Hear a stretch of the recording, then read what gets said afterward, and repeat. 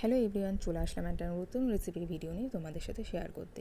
আজকে আমি তোমাদের সাথে শেয়ার করতে চলেছি চিংড়ি মাছ দিয়ে পুঁই পাতার ভাপার রেসিপি। তো খুবই একটা ইজি রেসিপি, আর রেসিপিটা কিন্তু দুপুরে ভাতের সাথে বেশ জমেও যায়। তো চলো দেখে নেওয়া যাক কীভাবে এটা তৈরি করছি। ফার্স্টে এখানে কিছু শুকনো মশলা আমি একটা ননস্টিক কড়াইয়ের মধ্যে, ছোটো কড়াইয়ের মধ্যে আমি এটাকে বেশ কিছু নাড়াচাড়া করে ভেজে নিয়েছি। এখানে নিয়েছি বেশ ছোটো চামচের 1 চামচ মতন জিরে, কালো সর্ষে আর গোটা গোলমরিচ, আর নিয়ে নিয়েছি কিছুটা কাঁচা লঙ্কা। ঝালটা কিন্তু এখানে তোমাদের স্বাদ মতন বাড়িয়ে কমিয়ে ইউজ করতে পারো। এবার হালকা কিছুক্ষণ নাড়াচাড়া করার পর এটাকে গুঁড়ো করে নিতে হবে। তবে এর মধ্যে কিন্তু কোনো রকম জল অ্যাড করা চলবে না। শুকনো অবস্থায় কিন্তু এটাকে মিহি, মানে একটু দরকাচা ভাব থাকবে, মিহি কুচো করলে চলবে না।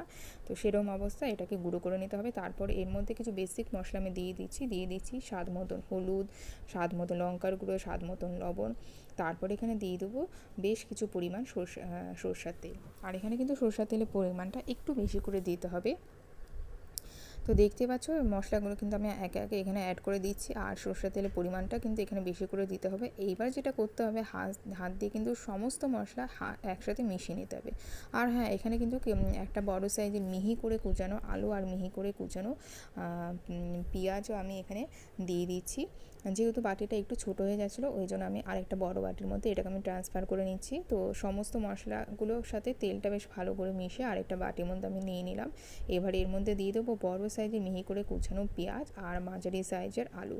তবে চেষ্টা করবে এগুলোকে একদম মিহি কুচো করে নেওয়ার। তো দেখতে পাচ্ছ এখানে কিন্তু এগুলোকে একদম মিহি কুচো করে নিয়ে নিয়েছি। এবার এটাকে আমি একটা পাত্রের মধ্যে নিয়ে নিলাম। এবার যেটা করতে হবে, সমস্ত মশলার সাথে এই আলু আর পেঁয়াজটাকেও বেশ ভালোভাবে হাত দিয়ে মিশিয়ে নিতে হবে। বেশিরভাগ যে স্বাদটা যেটা আছে সেটা কিন্তু এই মাখানো থেকেই কিন্তু আসবে, বেশ সুন্দর একটা গন্ধ। তো যার জন্য তোমরা চেষ্টা করবে একটু বেশ ভালোভাবে এটাকে মিশিয়ে নিতে। আর এই রেসিপির মধ্যে তেলের পরিমাণটা একটু বেশি পরিমাণে দিলেই কিন্তু স্বাদটা আরও বেড়ে যায়। তো দেখতে পাচ্ছ হাত দিয়ে কিন্তু সমস্ত উপকরণগুলো বেশ ভালোভাবে মাখিয়ে নিচ্ছে। এরপরে যেটা করব, প্রায় 100 গ্রামের মতন চিংড়ি মাছ আমি এটার মধ্যে অ্যাড করে দিচ্ছি। আর এখানে কিন্তু চিংড়ি মাছটা আমি ভেজে দিইনি, কাঁচা অবস্থায় কিন্তু এটাকে আমি দিয়ে দিচ্ছি। যেহেতু এটা ভাপানো হবে, তো ওই জন্য কিন্তু কাঁচা যে চিংড়ি মাছটা সেটাই কিন্তু এখানে দিতে হবে। তো এবার সমস্ত উপকরণ কিন্তু একসাথে মাখানো হয়ে গেছে। এবার পরবর্তী স্টেপে চলে যাব। এখানে একটা নিয়ে নিয়েছি ননস্টিকের কড়াই। তোমরা চেষ্টা করবে ননস্টিকের যে কড়াই সেটাই কিন্তু এখানে নেওয়ার। এবং ননস্টিকের কড়াইয়ের সবার প্রথমে দিতে হবে একটু সরষের তেল। তারপরে যে পুঁই পাতাগুলো আছে সেগুলো এখানে আমি নিয়ে নিচ্ছি। তোমরা চেষ্টা করবে যে ডান্ডিগুলো থাকে সেগুলো একটু কেটে নেওয়ার। আর দেখতে পাচ্ছ একটার উপর একটা পুঁই পাতা আমি এইভাবে করে বিছিয়ে দিচ্ছি। তো এইভাবে করে একটার উপরে একটা পুঁই পাতা কিন্তু এইভাবে করে বিছিয়ে দিতে হবে। তারপরে যেটা করতে হবে, এর উপর দিয়ে স্বাদ মতন অল্প একটু লবণ দিতে হবে, যাতে ভাপার সাথে সাথে পুঁই পাতার মধ্যে লবণগুলো বেশ ঢুকে যায়। আর এই পুঁই পাতাগুলো 2 থেকে 3 বার জলের মধ্যে আমি ধুয়ে বেশ ভালো করে ধুয়ে নেওয়ার পর জলটা আমি ঝরিয়ে নিয়েছিলাম।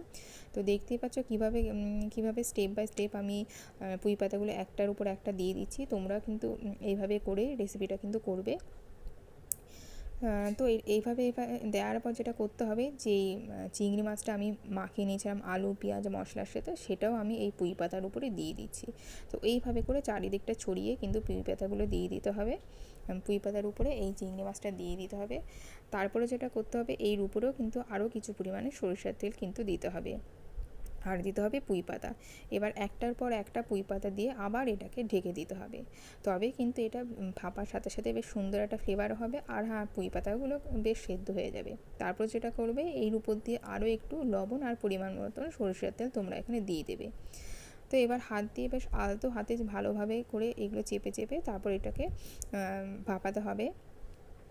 তো দেখতে পাচ্ছ খুব সুন্দর করে কিন্তু একটার উপর একটা আমি দিয়ে দিচ্ছি। এবার স্বাদ মতন লবণ দিয়ে দিচ্ছি, আর দিয়ে দেবো একটুখানি কাঁচা সরিষার তেল। তারপর এটাকে প্রায় 10 মিনিটের মতন ভাপাতে দিয়ে দেবো গ্যাসে। আর এটা কিন্তু ভাপিয়ে নিতে কিন্তু খুব একটা বেশি সময় লাগে না। তোমরা যদি একবার গরম ভাতে এটা খাও, তাহলে দেখবে মুখে লেগে থাকার মতন এটা কিন্তু স্বাদ। তো একবার হলেও তোমরা বাড়িতে কিন্তু এই রেসিপিটা ট্রাই করো। তো এবার এটাকে আমি গ্যাসে বসিয়ে প্রায় 10 মিনিটের মতন ভাপাতে দেবো। আর কোনো রকম জল কিন্তু এর মধ্যে দেওয়া চলবে না। যে আস্তে আস্তে যে ভাপানোটা হবে তার সাথে কিন্তু এটা বেশ হয়ে যাবে। আর এই দেখো কতটা লোভনীয় লাগছে দেখতে। তোমরা একবার হলেও কিন্তু বাড়িতে এই রেসিপিটা ট্রাই করো। তো আমার আজকের রেসিপিটা তোমাদের কেমন লাগলো অবশ্যই করে কিন্তু কমেন্ট বক্সে জানিও। ভালো লাগলে রেসিপিটা তোমরা সবার সাথে শেয়ার করো। তো ভিডিওটা আজকে এখানেই শেষ করছি।